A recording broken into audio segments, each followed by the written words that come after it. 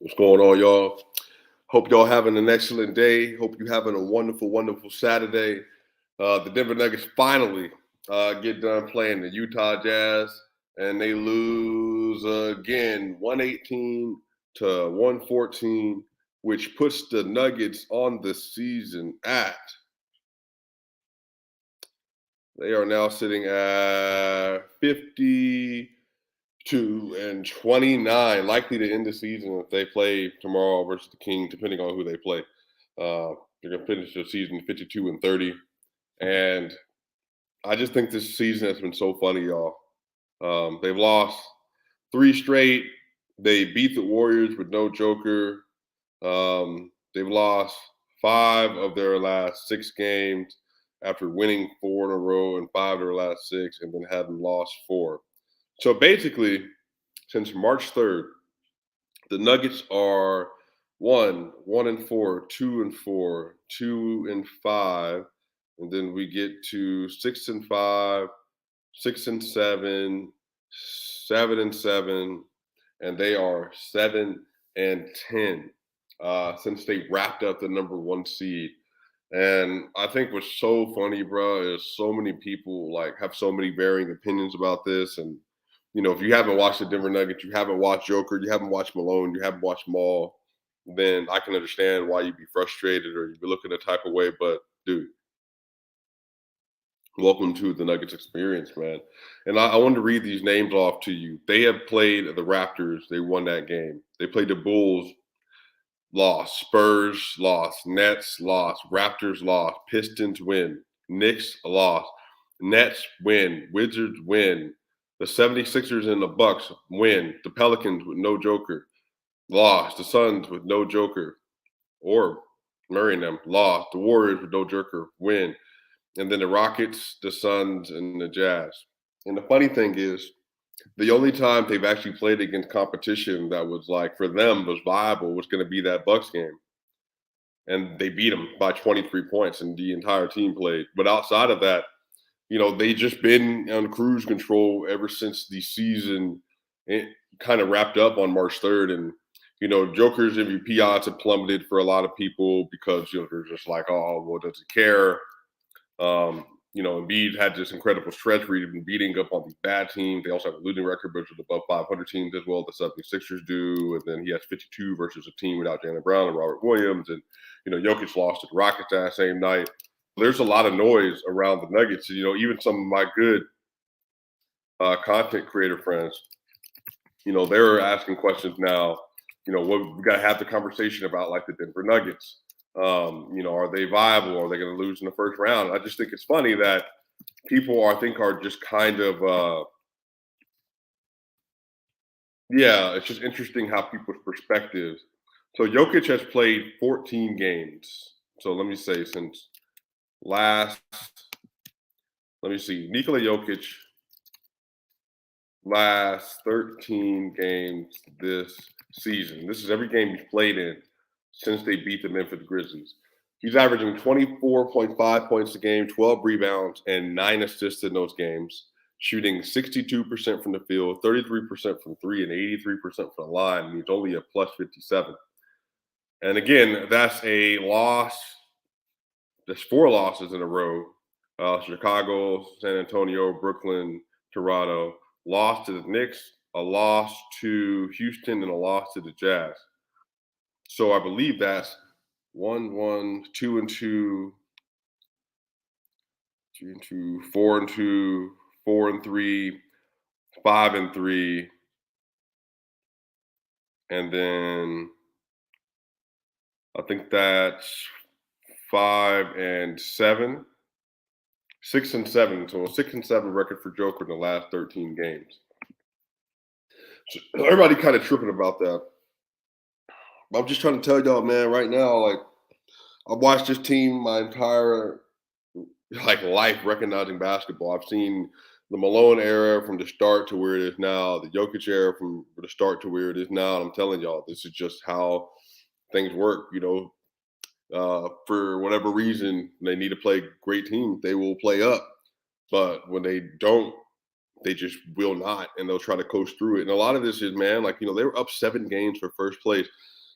The funny thing, if the West was tighter at the top, then they would have won 55, 56, maybe 57 games because they just would have turned it up way differently.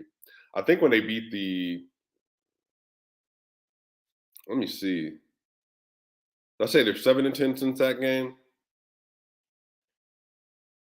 So 19, I think they were 43-19, I want to say, after that game versus the Memphis Grizzlies. And so they basically from there were just like, no, let me see, I count that up. Hmm. Yeah, I want to say they had 19 losses at that point. I want to say they were like 44 or something like that, 45-19, one of those, man.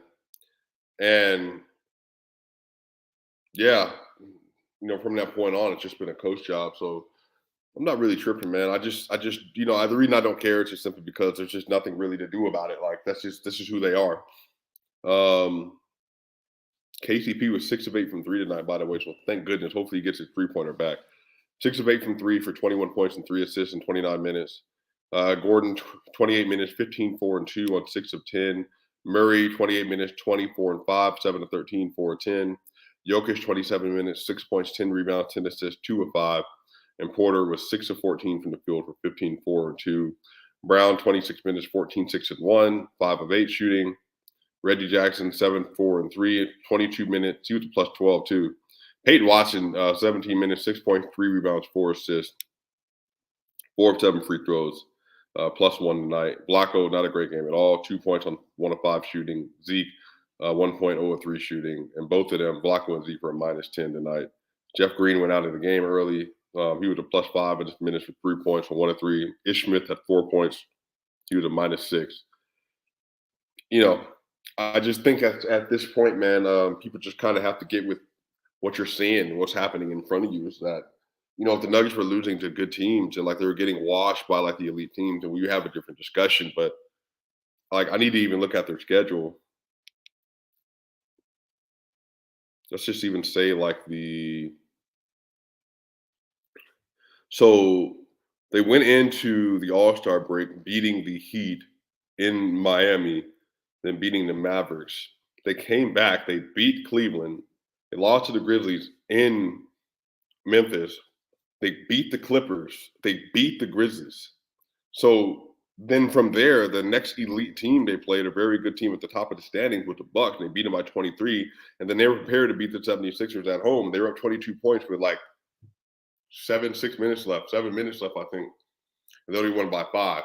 So the thing is, when they've had opportunity to play against a team that are in the top, whatever, like they just been obliterating them. But that's just not where they are right now. I don't know. I guess what I would say to everybody is I just wouldn't really trip too much. I think that a lot of this is just circumstantial because of how things have worked. This team knows that they are now defined by a 16-game season. The only thing that mattered was securing home court advantage throughout the entirety of the Western Conference playoffs. But everything from here on out, it's just about taking care of your business. And taking care of your business means winning in the playoffs. Let me see. Jokic, if he doesn't play tomorrow, which I highly doubt he will finish his season now. I think 69 games played with a 48 and 21 record. He drops to a 70% win percentage.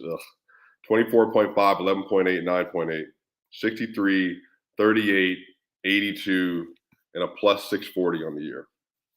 I mean, and this is just with such a he was just doing this from basically November on. And then once March 3rd happened, it was like a cruise. And he just didn't have the end of the year. And then he played 13 of the 17 games I think they had available. So I would say I'm really encouraged by what I've seen from Jamal Murray, really encouraged by what I've seen from Peyton Watson. I mean, I keep talking about Peyton Watson on my timeline, y'all.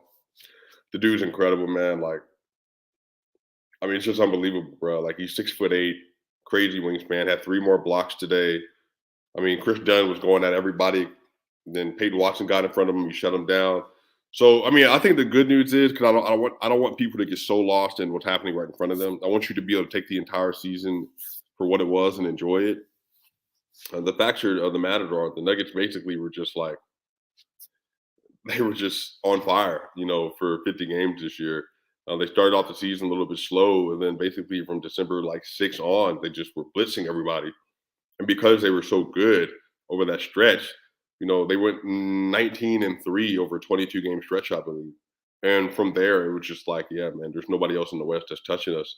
And I think a lot of people are evaluating them based on what they've done over the last like couple of weeks. And it's just like, bro, if a team is able to put themselves in position and dominate, and again, I thought the Nuggets could have won 58 games this year, but they literally just said, like, look, we're on pace to win 56 games, and we're just going to cruise, for the last month, basically. And that's just been what it's been, but it's so funny. Like I said, the narrative around the roster, just because I think people are just a little frustrated with why and how the process has kind of turned into what it is. And I think people just wanted to see greatness out of them. And a lot of the detractors have gotten the ammunition they need. But I wouldn't take too much, y'all. We got a lot of stuff to get to because once the season wraps up tomorrow after they play the Kings, I'm gonna have an NBA award show. I'm gonna have my MVPs, all NBA teams, Rookie of the Year, Coach of the Year, Executive of the Year, all that stuff. We'll do some play-in previews. We're gonna do some playoff previews because we'll have a better idea what all the series are gonna look like. And everybody's gonna be locked in 1 through 6, and then in the play-in, everybody finally be locked in 1 through 8. So we're gonna have to see y'all. But Swipa Gang, y'all know y'all my people. This has been an incredible year so far. Like I'm telling y'all, we got 3 more months of content. If you saw me before the season, I picked the Nuggets, I picked the Bucks to make it to the finals this year. And I'm standing on that, and I've been on that. So, we'll see how everything kind of closes out the rest of the year, y'all. But look, y'all my people, I appreciate y'all, Swipa Gang. Hope y'all having a great, great Saturday. Hey, I'm gonna catch